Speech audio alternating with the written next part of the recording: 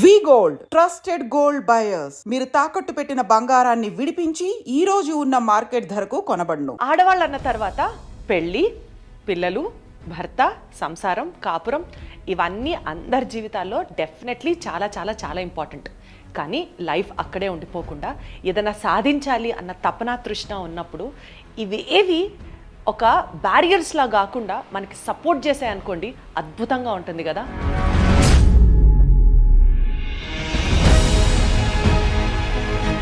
ఇవాళ సక్సెస్ఫుల్గా ఒక ఉమెన్ ఎంటర్ప్రినర్గా సమాజంలో ఆవిడకు ఒక గుర్తింపు తీసుకొచ్చింది అంటే దాని వెనకాల ఎన్నో సాక్రిఫైసెస్ ఉంటాయి, ఎన్నో స్ట్రగుల్స్ ఉంటాయి, ఎన్నో ఛాలెంజెస్ ఉంటాయి, అండ్ డెఫినెట్లీ దేవుడి సపోర్ట్ కూడా ఉంటుంది.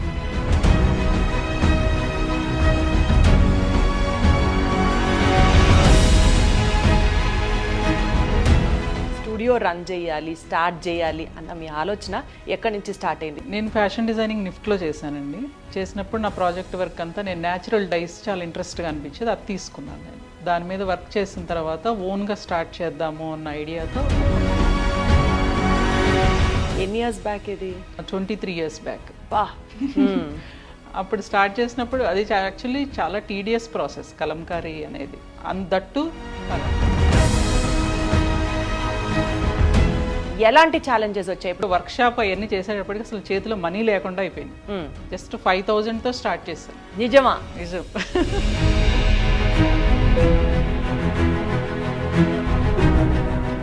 ఆర్డర్ రెడీ అయిపోయి బోల్డ్ ఖర్చు పెట్టి పెట్టుబడి పెట్టి రిజెక్ట్ అయిన ఆర్డర్ ఏమైనా ఉందా? ఉంది. మాకు తెలియంది ఏంటంటే రెయిన్స్ ఉన్నాయి అప్పుడు ఎక్కువ వర్షాలు ఉన్నప్పుడు అదంతా.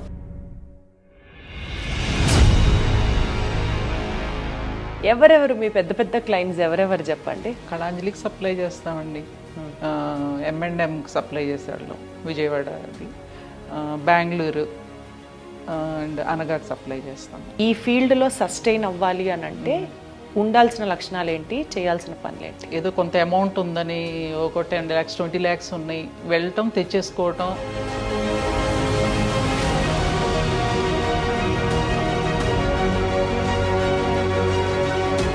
సో బేసికల్గా ఎదురు దెబ్బలు తగిలిన ప్రతిసారి మీలో మీరు డిసప్పాయింట్ అవ్వలేదా పద్మజ గారు ఎప్పుడు? ఒక్క నిమిషం అరే ఇలా అయింది కదా అని అనుకుంటాను, మళ్ళీ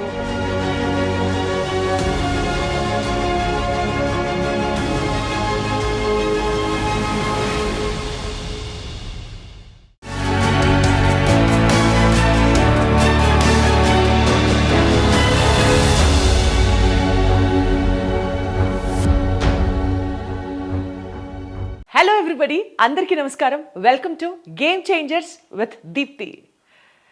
ఆడవాళ్ళు అన్న తర్వాత పెళ్ళి, పిల్లలు, భర్త, సంసారం, కాపురం ఇవన్నీ అందరి జీవితాల్లో డెఫినెట్లీ చాలా చాలా చాలా ఇంపార్టెంట్.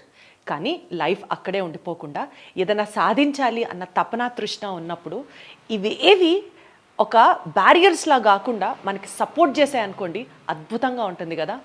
సపోర్ట్ చేస్తే బాగుండు అని అనుకుంటున్నాం, కానీ ఆ దారి మధ్యలో వచ్చిన ఎన్ని ఛాలెంజెస్ అయినా ఫేస్ చేసి ఆ నిమిషంలో, ఎస్పెషలీ మ్యారిటల్ రిలేషన్తో పోలుస్తూ ఎందుకు మాట్లాడుతున్నానో తెలుసా?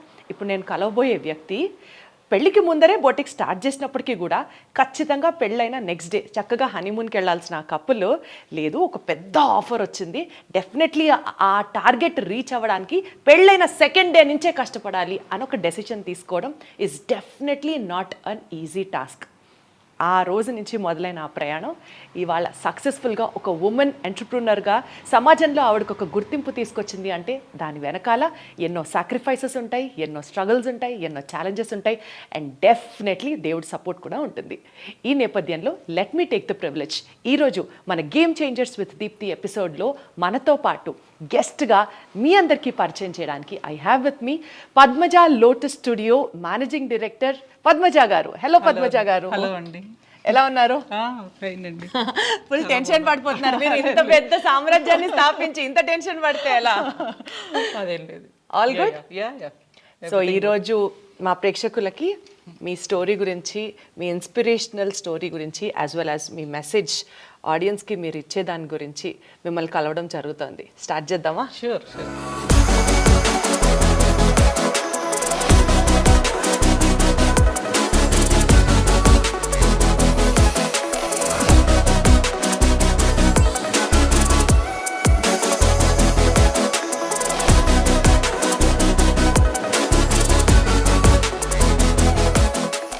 ఇవన్నీ కలంకారీ హ్యాండ్ పెయింటెడ్ శారీస్ అండి.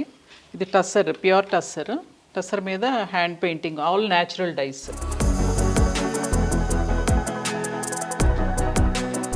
ఇది పళ్ళు వస్తుంది. Okay okay. ఇది అగైన్ బ్లౌజ్. సో ఇదంతా మీరే చేయించారు, మ్యానుఫ్యాక్చర్ చేయించి. సో ఏదన్నా చూసారు కదా, అన్ని కలంకారీ డిజైన్స్. కలంకారీ అంటే ప్రతి ఒక లేడీకి ఎవర్ గ్రీన్ ఫేవరెట్. ఇది సాటిన్ ఆర్గంజా అండి.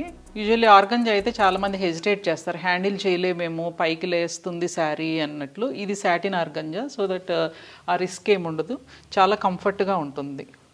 శారీ కూడా ఫాల్ అవుతుంది. ఇది డూపియాన్ సిల్క్ శారీ. దీనికి ఇలా యాప్లిక్ వర్క్స్ చేసాం, బుటీస్. బ్లౌజ్ కాంట్రాస్ట్ చాలా బ్యూటిఫుల్ ఉంది. ఇవి స్లీవ్స్ పార్ట్ వస్తాయి. సో మీ దగ్గర నాకు అర్థమైంది ఏంటంటే, గాత్రంగా గాడిగా మొత్తం వర్కుల్లో ఉండవు, చాలా సింపుల్ గా సటిల్ గా ఉంది వర్క్. అంటే అందరూ కంఫర్ట్ గా కట్టుకునేటట్లు ఉండాలి. అంటే ప్రతిరోజు అలా రెడీ అయ్యి పట్టుచీరలు కట్టుకుని అకేషనల్గా అలా రెడీ అవ్వలేం కదా, వేసుకుంటే కంఫర్ట్గా ఉండాలి. ఇది పట్టు శారీ అండి, కంచి పట్టు. దీని కలంకారీ యాప్లిక్స్ వచ్చినాయి, ప్లస్ ఆరీ ఎంబ్రాయిడరీతో హైలైట్ చేసాము. సో బేసికల్గా ఇలా మీ షాప్కి వచ్చిన వాళ్ళకి మీరు సేల్ చేస్తారు, బట్ అదర్వైజ్ ఇవన్నీ మీరు హోల్సేల్గా షాప్స్కి పంపిస్తారు, సప్లై చేస్తాం. ఇది కంచి పట్టు. బ్లాక్ మీద చేయించారు, ఇంతవరకు అసలు కట్టుకుంటారంటారా? లేదండి, బ్లాక్ ఇప్పుడు ప్రిఫర్ చేస్తున్నారు. ఇంతకుముందు అకేషన్స్కి ఏంటంటే మన ఫంక్షన్స్కి మనం కట్టుకోలేము, వేరే వాళ్ళ ఫంక్షన్స్కి కూడా ఏమైనా అనుకుంటారేమో అనుకునేవాళ్ళం. బట్ ఇప్పుడు కొంత మారింది ట్రెండ్, కట్టుకుంటున్నారు. సో ఇప్పుడు బ్లాక్ ట్రెండ్ ఉందన్నమాట, చెలరేగిపోవచ్చు అంతే బ్లాక్ కట్టుకొని. ఇదంతా half and half saris. Half munga వచ్చింది, చూపిస్తాను. బ్యూటిఫుల్ ఉంది ఇది కూడా.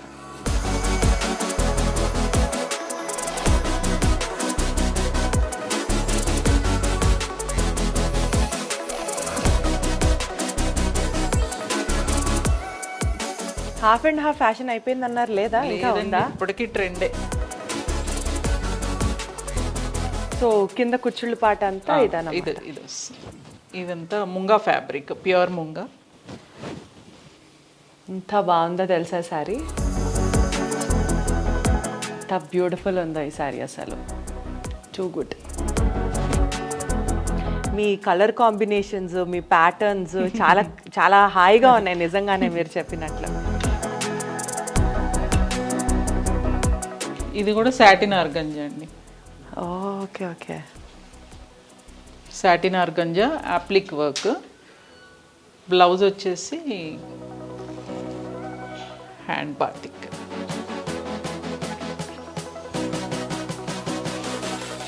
చాలా డీసెంట్గా ఉంది బాతిక్ వర్క్తో.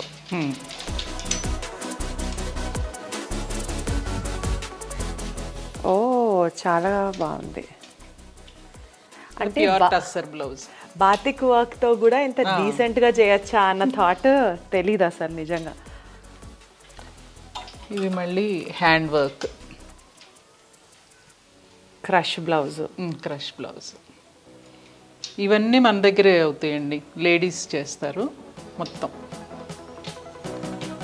బయట నుంచి ఇచ్చి ట్రేడింగ్ చేసేది అనేది అసలు ఏది ఉండదు, ఒక్క పీస్ కూడా ఉండదు. సో ఇక్కడ ఉన్న ప్రతి ఫ్యాబ్రిక్ మీరే మ్యానుఫ్యాక్చర్ చేశారు, వీళ్ళే సొంతంగా డిజైన్ చేస్తారు, అందుకనే అవి అంత బ్యూటిఫుల్గా ఉంటాయి అనమాట. సో ఇవన్నీ బ్లౌజ్ పీసెస్, ఇవన్నీ సెమీ స్టిచ్ బ్లౌజెస్. సో అన్ని కలంకారీ కలంకారీ కలంకారీ.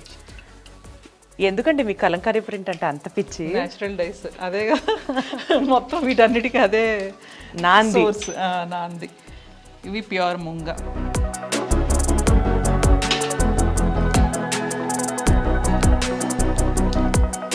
స్లీవ్స్కి ఇలా అంతా హ్యాండ్ వర్క్ వస్తుంది.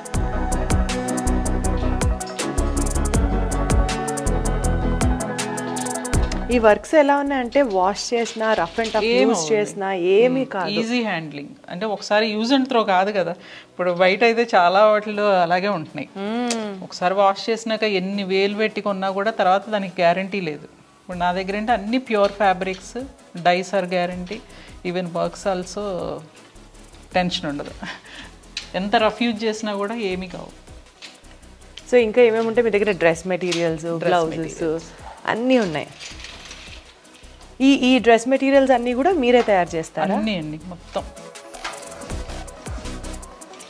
ఏంటి దీని మీద అందాలు అని రాస్తుంది, ఏదో లిటరేచర్ ఉంది, దాని స్టోరీ చెప్పండి. ఇది మంగళగిరి డ్రెస్ మెటీరియల్ అండి. దీనికి యాక్చువల్గా మన నేచర్ గురించి రాసాం. అది కూడా మీదేనా థాట్? ఏం రాశారు? ప్రకృతి యందు భాగమై ఇది ఇదంతా మొత్తం ఇది వస్తుందండి. ప్రవహించే నదులు, ఔషధాలు, సూక్ష్మమైన ప్రాణి నుంచి ప్రాణి వరకు ఉపయోగపడే ఆహారములు. ఏం లేదు, మనకి ఎన్వైరన్మెంట్కి హామ్ చేయొద్దు అని, అంతే. అది అసలు మీకు ఎంత ప్రకృతి హితం అంటే మీరు అసలు ఎంత ఎంజాయ్ చేస్తారు. స్క్రీన్ చేసి దీన్ని ఓన్లీ మన వరకే చేయించి మనమే వాడేట్లు, బయటికి వెళ్లకుండా ప్రోడక్ట్ అలా చాలా చేయిస్తాను. స్క్రీన్స్ నాకు నచ్చినవి చేసి అవి ఈ కాస్ట్ అంతా మనమే పెట్టుకుని మొత్తం మన పక్కన పెడతాం అన్నట్లు మన ప్రోడక్ట్. అంటే ఇవి అసలు బయటికి రానిస్తారు కదా. ఇలా వెళ్తే ఎవరైనా కాపీ చేసుకుంటే ఓకే, అది మనం ఏం చేయలేము. అది ఓ, నీకు ఎందుకు నేచర్ అంటే అంత రెస్పాన్సిబిలిటీ చెప్పండి నాకు. As a human being. దుపట్టాకేమో ఇలా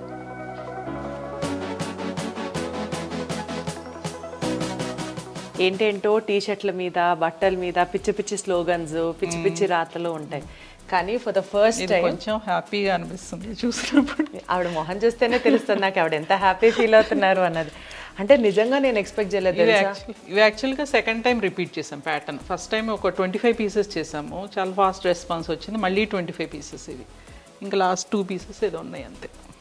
ప్రకృతి ఎందు భాగమైన పర్వతములు సానుకుల నుంచి ప్రవహించు నదు.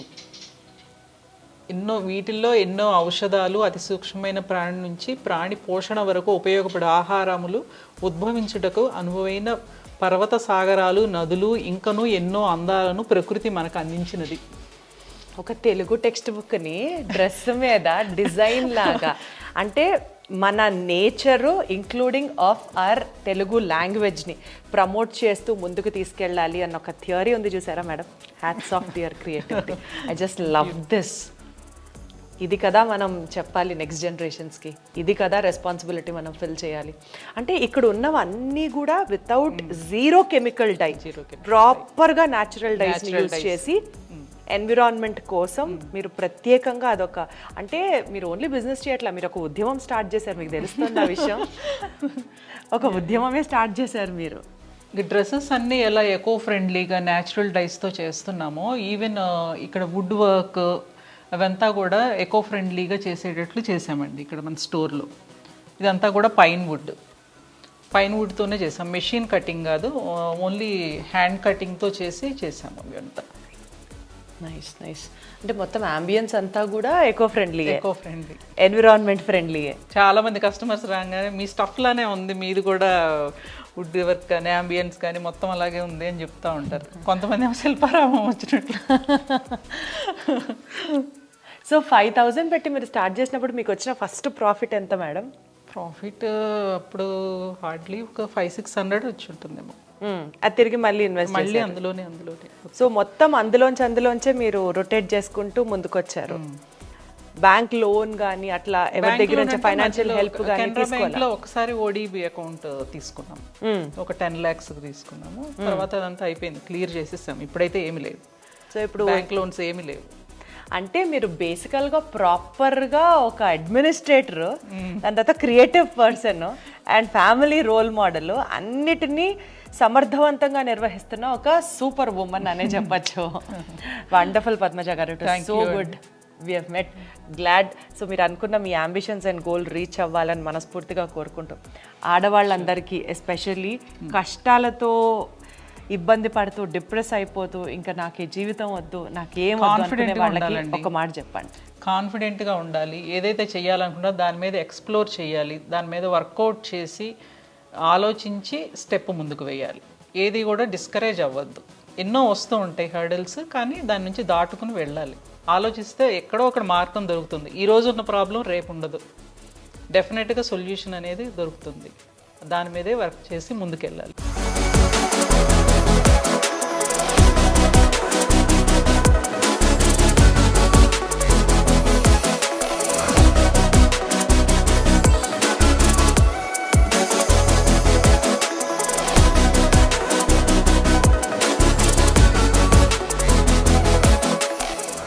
పద్మజ గారు, చెప్పండి అసలు ఎలా స్టార్ట్ అయింది ఈ స్టూడియో రన్ చేయాలి, స్టార్ట్ చేయాలి అన్న మీ ఆలోచన ఎక్కడి నుంచి స్టార్ట్ అయింది చెప్పండి. నేను ఫ్యాషన్ డిజైనింగ్ నిఫ్ట్లో చేశానండి. చేసినప్పుడు నా ప్రాజెక్ట్ వర్క్ అంతా నేను న్యాచురల్ డైస్ చాలా ఇంట్రెస్ట్గా అనిపించేది, అది తీసుకున్నాను. నేను దాని మీద వర్క్ చేసిన తర్వాత ఓన్గా స్టార్ట్ చేద్దాము అన్న ఐడియాతో ఒక్క మెంబర్తో స్టార్ట్ చేశాను ప్రింటింగ్.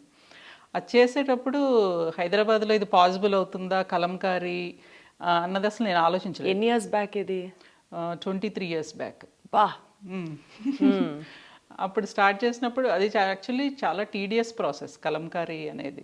దట్టు హైదరాబాద్లో చేయటం అనేది ఇంకా టఫ్ అది. కానీ అప్పుడు ఆ టైంలో ఇష్టం ఉండి అది చెయ్యాలి అన్న పట్టుదలతో స్టార్ట్ చేసాం.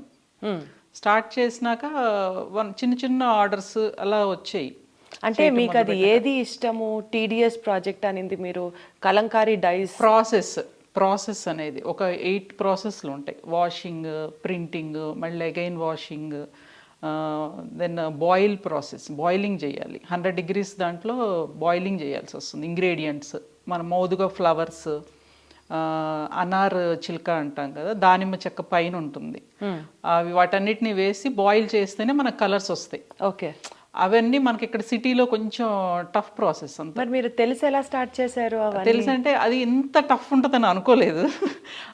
మెయిన్ ఏంటంటే న్యాచురల్ డైస్ అనేది బాగా ఇష్టం. ఎందుకు ఇష్టం మీకు న్యాచురల్ డైస్? అంటే కెమికల్స్ అనేది ఇది లేదు, ఇంట్రెస్ట్ ఉండదు. ఎన్వైరన్మెంట్ దానికి ఏది హార్మ్ చేయకూడదు అన్న దాంట్లో ఈ న్యాచురల్ డైస్ అనేది బాగా ఇంట్రెస్ట్ ఉండింది. అదే ప్రాజెక్ట్ వర్క్ చేశాను, అది స్టార్ట్ చేద్దామని స్టార్ట్ చేశాను. ఇంట్రెస్ట్గా స్టార్ట్ చేశాను. ఓకే, చేసినప్పుడు ఏమైందంటే ఫస్ట్ అన్ని ఎక్కడో ఒక దగ్గర ప్రాబ్లమ్స్ వస్తూ ఉండేవి. ఇంత లెంతీ ప్రాసెస్లో ఒక్కొక్కసారి వాషింగ్లో స్టెయిన్స్ వస్తూ ఉండేవి, ఒక్కొక్కసారి బాయిలింగ్లో అది కలర్ డెవలప్ అయ్యేది కాదు. ఇలా అన్నీ ఒక్కొక్కటి ఎక్స్పీరియన్స్లు చేసుకుంటూ ఆర్డర్స్ నెమ్మదిగా చేస్తూ వచ్చేవాళ్ళం. ఇప్పుడంటే కలంకారీ అందరికీ తెలుసు. అప్పుడు 23 years బ్యాక్ అప్పుడంటే కలంకారీ అంటే ఓన్లీ బెడ్షీట్స్ అన్నట్లే ఫీలింగ్ ఉండేది అందరికీ. అప్పుడు ఆర్డర్స్ ఎవరికి దగ్గర తీసుకువెళ్తే ప్రింట్ చేసినవి, ఓ ఇవే బెడ్షీట్స్ లాగానే ఉన్నాయి కదా అన్నట్లు అనేవాళ్ళు. అక్కడికి నేనేం చేసేదాన్ని అంటే ఆ బ్లాక్స్ కాకుండా కొంచెం ఇంట్రికేట్ బ్లాక్స్ అలాంటివి చేయించి తీసుకువెళ్ళేదాన్ని. సరే, అప్పుడు ఆర్డర్స్ ఏంటి ఇమీడియట్గా అయితే రాలేదు మాకు. ఎంత తీసుకువెళ్ళినా కూడా అందరినీ కన్సల్ట్ అవుతూ ఉండేదాన్ని, శాంపిల్స్ లాగా. ఒక 5 మీరే వెళ్ళి డైరెక్ట్ వెళ్ళేదాన్ని షాప్స్కి వెళ్ళినప్పుడు. కొంతమంది ఏమో ఓకే కలంకారీనా, మీరు ఆ కలంకారీ ఫ్యాబ్రిక్ తీసుకొని వెళ్ళేవారు. డ్రెస్ ఫుల్ సెట్, దుపట్టా కూడా ప్రింట్ చేసుకుని సెట్ లాగా తీసుకువెళ్ళి చూపించేవాళ్ళు. తాన్స్ అంటే మామూలుగా మచిలీపట్నంలో వాళ్ళు అంతా చేస్తారు కదా, సో దట్ మనం అందులో ఇన్నోవేషన్ ఏమి ఉండదు కదా, నేను డ్రెస్సెస్ చేసి తీసుకువెళ్ళేదాన్ని. తీసుకువెళ్తే కొంతమందికి ఏంటంటే బాగానే రెస్పాండ్ అయ్యేవాళ్ళు, కొంతమంది ఏమో సరే అక్కడ పెట్టి వెళ్ళండి చూస్తాము, సేల్ అయిన తర్వాత మీకు మళ్ళీ ఆర్డర్ ఇస్తామన్నట్టు చెప్పేవాళ్ళు. అంటే మీరే ఎదురు పెట్టుబడి పెట్టి వాళ్ళ దగ్గర ఉంచాలి, అమ్మినప్పుడు మీకు డబ్బులు వస్తాయి. రెస్పాన్స్ చూసుకున్నాక చెప్తాం అనేవాళ్ళు. కొంతమంది ఏమో ప్రైస్ ఎందుకు కొంత వేరియేషన్ ఉండేది. కెమికల్ డ్రెస్సెస్ అంటే చాలా తక్కువలో ఇచ్చేసేవాళ్ళు. అప్పుడు కలంకారీ అంటే టీడీఎస్ ప్రాసెస్, ఇంకొంచెం లెంతీ ప్రాసెస్ కాబట్టి కాస్ట్, లేబర్ ఛార్జ్ ఎక్కువ అవుతుంది కాబట్టి కొంచెం ఎక్స్పెన్సివ్ ఉండేది దాని మీద. ఎందుకు ఎంత ఎక్కువ, మరి కస్టమర్స్ మళ్ళీ అది ఆర్గ్యూ చేస్తారు అలా అన్నట్లు కొంచెం హెజిటేట్ చేసేవాళ్ళు ఆర్డర్స్ ఇవ్వడానికి. కాకపోతే అయినా కూడా నేను వెళ్ళి ఓకే ట్రై చేయండి పర్లేదు అని చెప్పి అలా పెట్టి వచ్చేదాన్ని.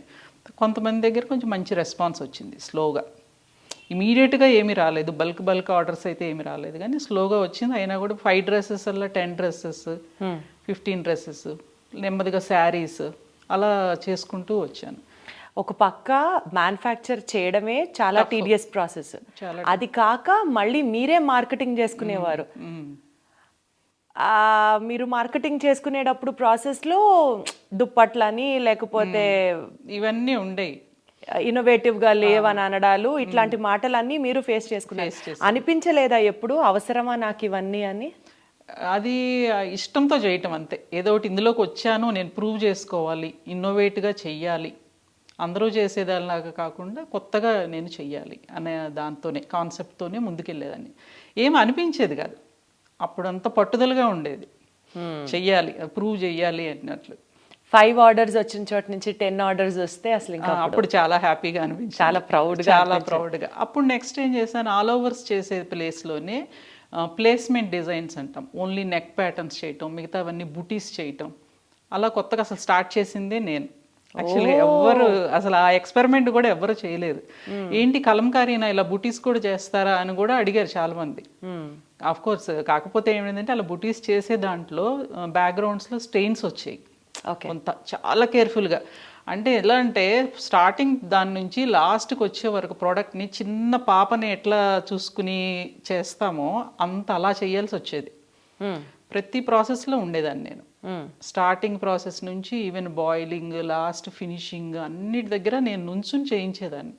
అంటే ఎక్కడెక్కడ ఏమేమి ప్రాబ్లమ్స్ వస్తున్నాయి, నెక్స్ట్ మళ్ళీ అది మనకు రాకుండా చూసుకోవాలి అన్నట్లు. సో ఈ ప్రాసెస్లో అంటే Kalamkari dyes, natural dyes use చేసుకుంటూ కలంకారీ ప్రింట్ని మీరే మ్యానుఫ్యాక్చర్ చేసేవాళ్ళు ఆ ఫ్యాబ్రిక్ని. అది మీరు చేసిన యాక్చువల్ ఫస్ట్ ఫ్యాక్టరీలో జరిగే పని. ఈ ప్రాసెస్లో కలంకారీ ఫ్యాబ్రిక్ బయటకు వచ్చే ప్రాసెస్లో ఎలాంటి ఛాలెంజెస్ వచ్చాయి? ఇప్పుడు మీరు కలర్స్ అంటుతాయి అని చెప్పేవాళ్ళు. సో అసలు ఆ ఫ్యాక్టరీ, ఆ వర్క్ షాప్ స్టార్ట్ చేయడానికి ఎంత పెట్టుబడితో స్టార్ట్ చేశారు, ఎలాంటి ఛాలెంజెస్ చూసారు చెప్పండి.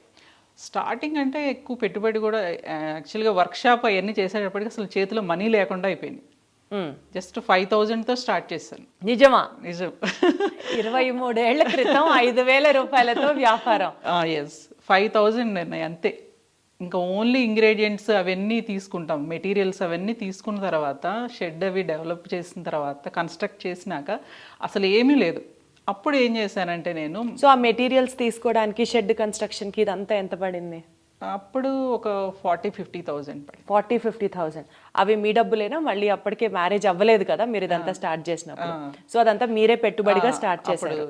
అప్పుడు ఇంట్లో వాళ్ళు మిమ్మల్ని ఏం వద్దని లేదా? ఏమనలేదు, వాళ్ళు సపోర్ట్ చేశారు. మమ్మీ డాడీ సపోర్ట్ చేశారు. ఒక ఆడపిల్ల రేపు పెళ్లి చేసుకొని వెళ్ళిపోతావు మళ్ళీ. ఇప్పుడు ఎలా ఉండేదంటే, ఆడపిల్ల అయినా తన కాళ్ళ మీద తను నిలబడాలి, తనకి ఏది నచ్చితే అది చేస్తుంది ఇష్టంగా, ఓకే మనం సపోర్ట్ చేద్దాము అని. Very good, wonderful. So you are blessed that way. Wonderful. అలా చేసిన తర్వాత 1 by 1 కొంచెం ఇవన్నీ నెట్టుకుంటూ వచ్చాం, హర్డిల్స్ అన్నీ దాటుకుంటూ వచ్చిన తర్వాత. ఆ హర్డిల్సే వినాలనుకుంటున్నాను. హర్డిల్స్ అంటే స్టార్టింగ్ నుంచి ఏంటంటే, ఫస్ట్ ఒక్కొక్కసారి ఏమవుతుందంటే వాషింగ్లో ప్రాబ్లం వచ్చేది, స్టెయిన్స్ అవన్నీ. ఒక్కొక్కసారి బాయిలింగ్లో ప్రాబ్లం వచ్చేది. అంటే ఎలాగా? బాయిలింగ్ చేసినప్పుడు బాగా రన్నింగ్ చేయాలి ఫ్యాబ్రిక్ని, పైకి కిందకి ఏదంతా రన్నింగ్ చేయాలి బాయిలింగ్ ప్రాసెస్లో. వీళ్ళు వర్కర్స్ ఏమన్నా కొంచెం బద్దకించి, స్టాఫ్ వాళ్ళు ఏదన్నా వదిలేశారనుకోండి, అందులోనే ఉంచేసి వీళ్ళు బ్రేక్ఫాస్ట్లకి అట్లా వెళ్తుంటారు కదా, చిన్న చిన్న అన్నీ చేస్తూ ఉంటారు. అలా వెళ్ళినప్పుడు అది అలా అక్కడే ఉండిపోతే, ఆ కలర్ అంతా ఎక్కడ ఉందో బాయిల్ అయినప్పుడు పైన నురగలాగా వస్తుంది కదా, అది క్లాత్కి పట్టేసేది. ఓకే. సో దట్ కంటిన్యూ చేస్తూనే ఉండాలి. అవన్నీ ఫైండ్ అవుట్ చేసేవాళ్ళం. ఒక్కొక్కసారి ఏమో ఫస్ట్ ట్రీట్మెంట్ కరక్కాయ జ్యూస్తో పెట్టేవాళ్ళం.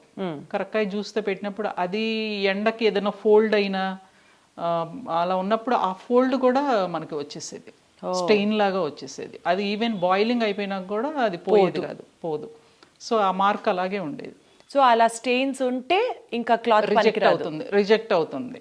అదే ఆల్ ఓవర్ అనుకోండి, ఇప్పుడు యూజువల్లీ అందరూ చేసేది ఆల్ ఓవర్స్ చేసేస్తారు, ఫుల్ ప్రింట్ కొట్టేస్తారు, ఎక్కడ గ్యాప్స్ ఉంచకుండా. సో దట్ స్టెయిన్స్ ఏమైనా ఉన్నా ఏమి కనబడదు. సో కానీ ఇది ఏంటంటే, మనం కొత్తగా ఇన్నోవేట్గా చేద్దాం అనుకున్నాం కాబట్టి కొంచెం ప్లేస్మెంట్స్ ఇస్తాం, బ్యాక్గ్రౌండ్ అంతా ఓపెన్ పెడతాం, బుటీస్ పెడతాం, మధ్య మధ్యలో ప్లేస్ ఉండే బాగా కనిపించేది. కాబట్టి ఒకసారి ఇంకా మరక పడింది అని అంటే రిజెక్టెడ్, అంతే, రిజెక్టెడ్. అలా రిజెక్ట్ అయిన, ఆల్మోస్ట్ ఆర్డర్ రెడీ అయిపోయి బోల్డ్ ఖర్చు పెట్టి పెట్టుబడి పెట్టి రిజెక్ట్ అయిన ఆర్డర్ ఏమైనా ఉందా? ఉంది. ఇంకొకటి ఎక్స్పీరియన్స్ లేకుండా ఎలా చేసామంటే, ఒకళ్ళు ఆర్డర్ ఇచ్చారు 500 meters. చాలా హ్యాపీగా ఫీల్ అయ్యాం. 500 meters ఇనీషియల్ స్టేజ్లో వచ్చిందంటే బాగుంది అని అనుకున్నాం, చాలా హ్యాపీగా. వెంటనే వెళ్ళి ఫ్యాబ్రిక్ చేయటం, తీసుకోవటం, స్టార్ట్ చేయటం, ప్రాసెస్ చేస్తాం. కానీ మాకు తెలియంది ఏంటంటే, రెయిన్స్ ఉన్నాయి అప్పుడు ఎక్కువ, వర్షాలు. ఆ రెయిన్స్లోనే ఈ కరక్కాయ ట్రీట్మెంట్, ఈ ప్రాసెస్ ప్రింట్ చేసి 2 days అయినాక వెంటనే చేసేసాం. ప్రాసెస్ అంటే చేసాం, ఆగకుండా లోపల ఆరబెట్టి అంతా చేసి. అదేంటంటే వర్షాలు ఉన్నప్పుడు అదంతా ఫుల్ డైస్ ఎండనప్పుడు షైనింగ్ రావు, బ్యాక్గ్రౌండ్ అదంతా డల్ అయిపోయింది మొత్తం, కలర్స్ అన్నీ పేల్గా. అంటే మనం ఫస్ట్ వాళ్ళకి చేసి ఇచ్చిన శాంపుల్ ఇది పక్కన పెడితే దానికి దీనికి ఆల్మోస్ట్ 50-60% వేరియేషన్ ఉంది. ఇంకా అది ఆర్డర్ రిజెక్ట్ అయిపోయింది. అయ్యో, మళ్ళీ వాళ్ళని కన్విన్స్ చేసి మళ్ళీ కన్విన్స్ చేసి అంటే వాళ్ళు టైం తర్వాత ఇచ్చారు, ఇదంటే వేస్ట్ అయిపోయింది, తర్వాత మళ్ళీ చేసి ఇచ్చాం. ఐ అయితే ఓకే. చేసాము. కాకపోతే ఏంటంటే అదొక ఇనీషియల్ దాంట్లోనే కొంచెం పెద్ద ఇదే అన్నట్లే, ప్రాబ్లం అన్నట్లే. ఇన్వెస్ట్ చేసాం కాబట్టి దానికి ఇటువంటివన్నీ నెమ్మదిగా దాటుకుంటూ వచ్చాము.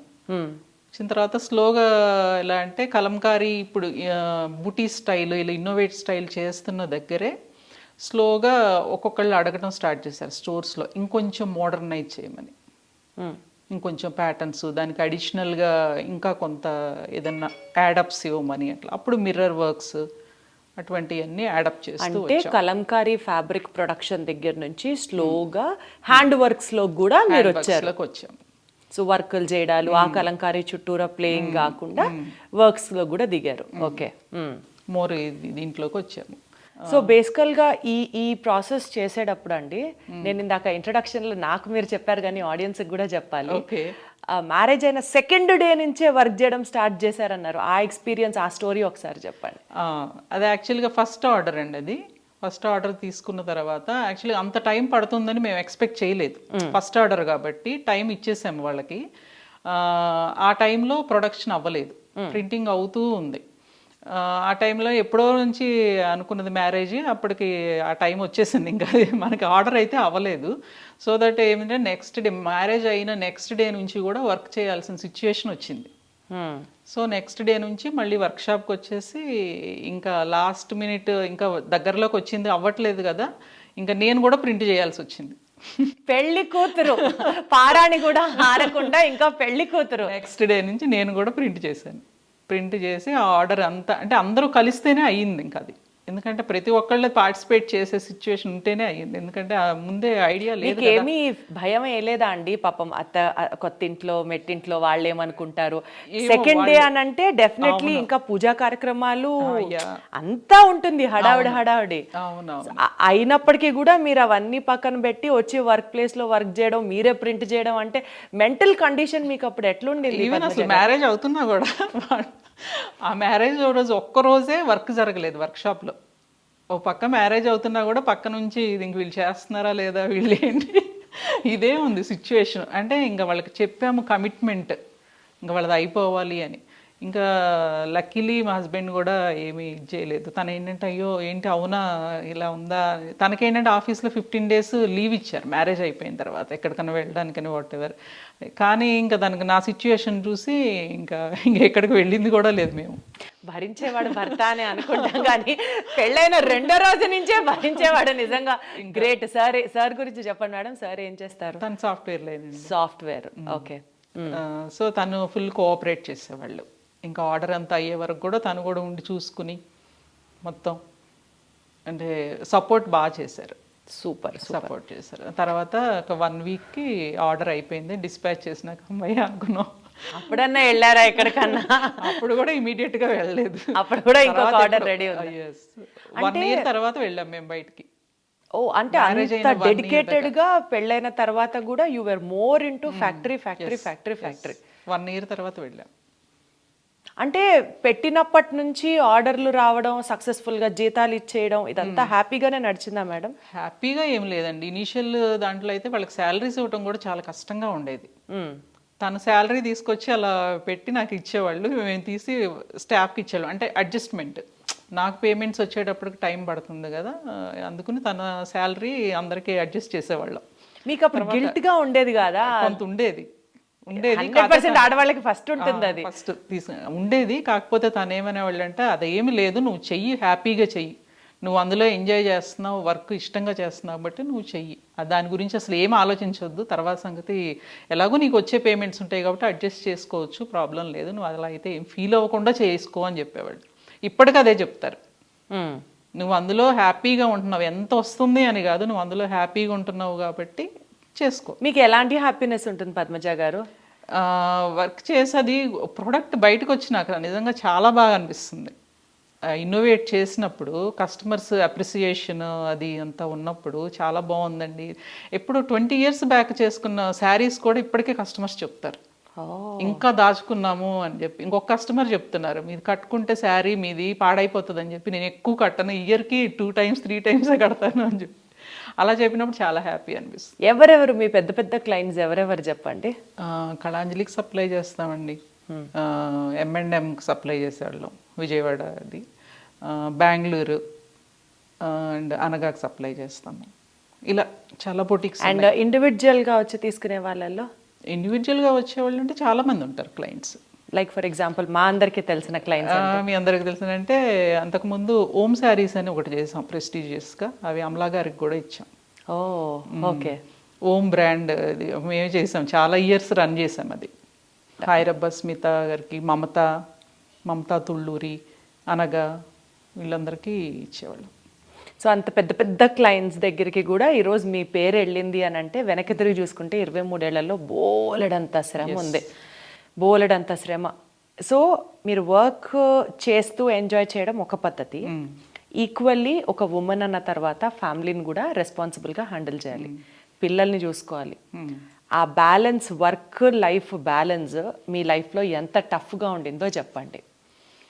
ఒక రకంగా చెప్పాలంటే మ్యానుఫ్యాక్చరింగ్ లైన్లో ఉన్నప్పుడు చాలా టఫ్గానే ఉంటుంది. రెండు బ్యాలెన్స్ చేసుకోవటం, కిడ్స్ని చూసుకోవటం, plus at the same time health, personal health చూసుకోవటం, ఫ్యామిలీ మెంబర్స్ హెల్త్ చూడటం, వీటన్నిటిలో కూడా కొంచెం స్ట్రెస్ ఫీల్ అయిన సందర్భాలు చాలా ఉన్నాయి. బట్ ఇందులోకి వచ్చేటప్పటికి వర్క్ చేసుకుంటే అది మొత్తం స్ట్రెస్ రిలీజ్ అయిపోయినట్లు ఉంటుంది. అంటే ఆ టఫ్ సిచ్యువేషన్స్, స్ట్రెస్ మీరు ఫీల్ అయిన సిచ్యువేషన్స్ చెప్పండి ఒక ట్రెండ్. యాక్చువల్గా పాప పుట్టినప్పుడు కొంచెం బాగా స్ట్రెస్గా ఫీల్ అయ్యాం. అప్పుడు యాక్చువల్లీ నార్మల్ ఇది కాదు, కొంచెం టఫ్ దాంట్లోనే అయ్యింది. ఆ కథే విత్ ఇన్ 3rd డేనే వర్క్ స్టార్ట్ అయింది వాళ్ళది. అంటే నేను రేపు మార్నింగ్ సిజేరియన్కి వెళ్తున్నాను అంటే వీళ్ళకంతా వర్క్ 150 డ్రెస్సెస్కి డ్రాయింగ్స్ గీసి ఇచ్చేసాను కూర్చుని. ఓ మీరే డ్రాయింగ్స్ అన్నీ కూడా నేనే చేస్తాను. ఇప్పటికీ వీళ్ళందరికీ కలర్ సెట్టింగ్స్, ఈవెన్ థ్రెడ్స్ దగ్గర నుంచి నేనే సెట్ చేస్తాను. రేపు మార్నింగ్ అనుకుంటే ఈరోజు 150 డ్రెస్సెస్కి డ్రాయింగ్ వేసి ఒక 10 డేస్కి సరిపడా వర్క్ ఇచ్చేసి నెక్స్ట్ డే వెళ్ళాను. ఆ తర్వాత వచ్చినాక వర్క్ అయితే ఏమి ఆగలేదు, 1 డే కూడా ఆగలేదు. కాకపోతే ఏంటంటే ఆ 3rd డే నుంచి వాళ్ళు వచ్చి మళ్ళీ ఏదైనా డౌట్స్ ఉంటే ఇంటికి వచ్చి అడిగి చేయించుకునేవాళ్ళు, వెళ్ళి పెట్టుకుని. అలా ఎక్కడ ఆగలేదు. అప్పుడు కొంచెం స్ట్రెస్గా ఫీల్ అయ్యాం. ఆ తర్వాత మళ్ళీ మామూలు రొటీన్. వర్క్ అయితే ఎక్కడ ఆగలేదు. ఎప్పుడన్నా ఫ్యామిలీకి ఇంపార్టెన్స్ ఇవ్వట్లేదు, టైము ఎంతసేపు అక్కడే సరిపోతుంది అన్న ఆ గిల్ట్ ఎప్పుడన్నా తీసుకున్నారా? ఎక్కువ తీసుకోలేదండి, రెండు బ్యాలెన్స్ చేశాను. ఎలా బ్యాలెన్స్ చేస్తారు పద్మజ గారు? అంటే ఇంకా అలా కంటిన్యూ అయిపోతుంది కదా, మార్నింగ్ నుంచి లేవటం, అదే ఇయర్స్ అలవాటు అయిపోయింది కాబట్టి సిస్టమేటిక్గా చేసుకోవటం వల్ల. అంటే నేనేమంటున్నానంటే చాలామంది బయటికి వెళ్ళి వర్క్ చేసే ఉమెన్ ఫెయిల్ అయ్యేదే అక్కడ. ఆ వర్క్ లైఫ్ బ్యాలెన్స్ అనేది ప్రాపర్గా సెట్ చేసుకోరు. ఐదర్ ఉంటే ఎక్కువసేపు ఫ్యాక్టరీలో ఉండాల్సి ఉంటుంది, లేకపోతే పర్సనల్ లైఫ్కి ఇంపార్టెన్స్ ఇస్తే పని వాళ్ళ దగ్గర ఇక్కడ మాట వస్తూ ఉంటుంది. సో రెండింటిని బ్యాలెన్స్ చేసుకోవాలంటే ఆ సూత్ర, ఒక సక్సెస్ సూత్ర మీరైతే ఏం చెప్తారో చెప్పండి. నాకేమైందంటే యాక్చువల్గా వర్క్షాపు, హౌస్ రెండు దగ్గరగా ఉండేయండి. సో దట్ నేను ఇటు అటు రెండు చేస్తూ ఉండేదాన్ని. ఇటు వర్క్ చేసుకుంటే పాప కిడ్గా ఉన్నప్పుడు కూడా ఇక్కడ వర్క్ చేసుకునేదాన్ని, మళ్ళీ ఇంటికి వచ్చి మళ్ళీ పాపను చూసుకునేదాన్ని. అలా రెండు బ్యాలెన్స్ చేసుకునేదాన్ని. అంటే ముందే ఒక ప్లాన్డ్గా నీట్గా రాసుకుని మన ఆఫీస్ వర్క్ ఏది పెట్టుకుంటే కనుక అంత ఎక్కువ స్ట్రెస్గా ఫీల్ అవ్వాల్సిన అవసరం ఉండదని నా అభిప్రాయం. ఉంటుంది లైట్గా, బట్ కాకపోతే చేసుకోవచ్చు, బ్యాలెన్స్ చేసుకోవచ్చు. ఇంట్లో వాళ్ళకి ఒంట్లో బాగాలేనప్పుడు మీరు అక్కడ ఉండాలి, ఇటు వర్క్షాప్కి రావాలి, అలాంటి సిచ్యువేషన్స్ ఏమైనా వచ్చాయా మీకు? మరీ అంత ఎక్కువ ఎప్పుడు రాలేదు. అలా ఎప్పుడూ లేదు. ఓకే, బ్యాలెన్స్ చేసుకోగలిగాను. సో బ్యాలెన్స్ చేసుకోవడం ఒక పార్ట్ ఆఫ్ ద స్టోరీ. రెండు, ఇప్పుడు కొత్తగా ఈ ప్రొఫెషన్లోకి రావాలి అని అనుకునే వాళ్ళకి మీరిచ్చే అడ్వైస్ ఏంటి? ఇప్పుడు వచ్చే వాళ్ళకి ఇప్పుడు అసలు ఈ బొటిక్ బిజినెస్ సందుకొకటి వచ్చేస్తుంది, సందుకొకటి ఎప్పుడు పెడుతున్నారో ఎప్పుడు తీసేస్తున్నారో కూడా తెలియట్లేదు. సో ఈ ఫీల్డ్లో సస్టైన్ అవ్వాలి అని అంటే ఉండాల్సిన లక్షణాలు ఏంటి, చేయాల్సిన పనులు ఏంటి? నేను ఫస్ట్ ఇప్పుడు వచ్చే వాళ్ళతో అబ్జర్వ్ చేసింది ఏంటంటే వాళ్ళకి బేసిక్ నాలెడ్జ్ అసలు ఉండటం లేదు. వాళ్ళు ఏమి నేర్చుకోకుండానే ఇందులోకి వచ్చేస్తున్నారు. ఏదో కొంత అమౌంట్ ఉందని, ఒక 10 lakhs 20 lakhs ఉన్నాయి, వెళ్ళటం తెచ్చేసుకోవటం, కలకటా అని ఇంకా బెనారస్ అని అందరూ ట్రేడింగ్ అన్నదానికే ఇంపార్టెన్స్ ఇస్తున్నారు. కానీ వాళ్ళకి అసలు ఫస్ట్ నాలెడ్జ్ ఉండాలి బేసిక్గా. ఆ వర్క్ మీద కానీ వాళ్ళు చేసేదాని మీద కానీ వాళ్ళకి గ్రిప్ ఉంటే వాళ్ళు తొందరగా టార్గెట్ రీచ్ అవ్వగలుగుతారు. అది నేను చెప్తున్నాను. సో నాలెడ్జ్ పెంచుకోవడం అంటే ఎలా అంటే నాలెడ్జ్ దాని గురించి లెర్న్ చేసుకోవటం కానీ అబ్జర్వ్ చేయటం కానీ దాని మీద వర్క్ చేసుకోవటం కానీ అలా చేసి మీరు నేర్చుకోవాలి. ఆ నాలెడ్జ్ అంతా నిఫ్ట్లో చదువుకున్నారు. నిఫ్ట్ లో థియరీ వరకు అట్లా నేర్చుకున్నాము. తర్వాత ప్రాక్టికల్ గా అందులోకి దిగిన తర్వాతే తెలిసింది. దిగిన తర్వాత ఒక్కొక్క ఎదురు ఒక్కొక్క దెబ్బ step, నుంచి మీరు ఒక్కొక్క పాయింట్ నేర్చుకుంటూ ముందుకు వెళ్ళారు. వచ్చాము. ఓకే. ఇప్పుడు ఏంటంటే అలా నేర్చుకోవడానికి పెద్దగా ఇంట్రెస్ట్ ఉంటుందా చాలా మందికి. ఇప్పుడు వచ్చే వాళ్ళందరికీ ఏంటంటే ఫస్ట్ రాగానే పెట్టేయాలి, ఇమీడియట్ గా మనీ వచ్చేయాలి అన్నట్లే ఉంటున్నారు. అలా వన్ డేలో అసలు ఏది రాదు. వాళ్ళు దాంట్లో లెర్న్ చేసుకుని అందులో కష్ట నష్టాలు అన్నీ చూసుకుని అందులో ఒక్కొక్కటి స్టెప్ బై స్టెప్ రెక్టిఫై చేసుకుంటేనే ఏదైనా కూడా పికప్ అవ్వగలుగుతారు. సో బేసికల్ గా ఎదురు దెబ్బలు తగిలిన ప్రతిసారి మీలో మీరు డిసప్పాయింట్ అవ్వలేదా పద్మజ గారు ఎప్పుడు? డిసప్పాయింట్ ఎప్పుడు అవ్వలేదు. ఒక్క నిమిషం అరే ఇలా అయింది కదా అని అనుకుంటాను, మళ్ళీ ఓకే దీన్ని రెక్టిఫై చేయడానికి నేనేం మిస్టేక్స్ చేశాను రాసుకునేదాన్ని. ఒక పేపర్ తీసుకుని నేను సిన్సియర్గా నేను ఎక్కడ మిస్టేక్ చేశాను, నా డ్రాబ్యాక్స్ ఏంటి, ఓకే మళ్ళీ నెక్స్ట్ ఏం చెయ్యాలి, మళ్ళీ నెక్స్ట్ టైం ఈ దెబ్బ తగలకుండా ఇంకా ఏం చూసుకోవాలి, అలా రాసుకునేదాన్ని పేపర్ మీద. ఇప్పటికీ రాస్తాను. అవునా? ఇప్పటికీ రాస్తాను. ప్లానింగ్ రాసుకోవాలి అంటున్నారు. తర్వాత మనం ఎక్కడ తప్పులు చేసామో రాసుకోవడం ఎందుకు, అనుకుంటే సరిపోతుందిగా. అనుకుంటే కదా, రాసుకుంటే ఏంటంటే ఇంకొంచెం క్లారిటీగా వస్తుంది. అంటే అట్లీస్ట్ దృష్టి దాని మీద పెడతాం. పేపర్ మీద పెట్టినప్పుడు ఇంకా ఆగి ఇంకొంచెం ఆలోచనలు కూడా వస్తూ ఉంటాయి మనకి. అందుకే అన్ని పేపర్ మీద పెడతాను నేను. సో మీకు వాల్యూములు డైరీలు అయిపోయి ఉంటాయి కదా, అన్నీ అయిపోయినాయి అన్నీ మళ్ళీ తీసుకెళ్ళి పైన పెడతాను. మళ్ళీ కొత్త బుక్స్లో ఎంటర్ చేస్తున్నాను, డ్రాయింగ్స్ అవన్నీ వేసుకుంటాను. ప్లస్ దాని గురించి కూడా డీటెయిల్స్ రాసుకుంటాను. వెనక్కి తిరిగి చూసుకుంటే మీ గురించి మీకు బాగా నచ్చిన పాయింట్ ఏంటి చెప్పండి? నాకు మీరు డెఫినెట్లీ చాలా గొప్ప హార్డ్ వర్కర్, అర్థమవుతుంది ఆ విషయం. ఏం లేదు, ఎంజాయ్ చేస్తాను అంతే.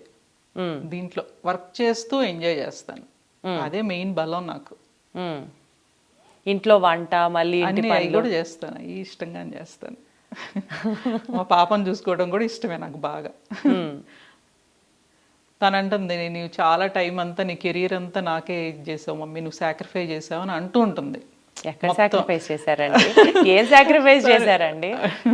అంటే పబ్లిసిటీ లెవెల్ కానీ అలా పెద్దగా వెళ్ళలేదు కదా నువ్వు. ఓన్లీ వర్క్ షాప్ ఇక్కడ వర్క్, ఆర్డర్స్ డెలివరీ, ఇది ఇంతవరకే చేశాం కదా. అందుకు నువ్వు ఇంకా వేరే లెవెల్ వెళ్ళలేదు మమ్మీ, నా కోసం ఇది చేసావు, ఇంకెందుకు, ఇప్పుడు నేను చదువుకుంటున్నాను కదా, ఓకే గో హెడ్ అని చెప్తా ఉంటుంది. సో ఇప్పుడు ఏంటి ప్లాన్స్ అయితే? ఇప్పుడా మేబీ కొంచెం నెక్స్ట్ లెవెల్కి వెళ్దాము, పబ్లిసిటీ చేసుకుని అనుకుంటున్నాము. సో ఇప్పటి వరకు ఏంటంటే హోల్సేలే చేస్తూ వచ్చాము. మ్యానుఫ్యాక్చరింగ్ ఇప్పటికే మ్యానుఫ్యాక్చరింగే, హోల్సేల్ వరకు సప్లై చేస్తూ వచ్చాము అన్నీ. ఇప్పుడు ఏంటంటే కొంత రీటైల్ లైన్లో కూడా వెళ్ళి ఎక్స్పాండ్ చేద్దామన్న ఐడియా ఉంది. So brand Padmaja lotus studio జనాల్లోకి తీసుకెళ్ళాలి. పద్మజ గారు అంటే కేవలం ఒక పేరు కాదు, ఒక బ్రాండ్ లాగా ముందుకు వెళ్ళాలి అన్నది మీ అంబిషన్, ప్రస్తుతం ఉన్న ఒక గోల్. సూపర్ పద్మజ గారు. సో మీ గోల్ మీరు రీచ్ అవ్వాలని మనస్ఫూర్తిగా కోరుకుంటున్నాం. More power to you, all the very best. Thank you so much. Thank you.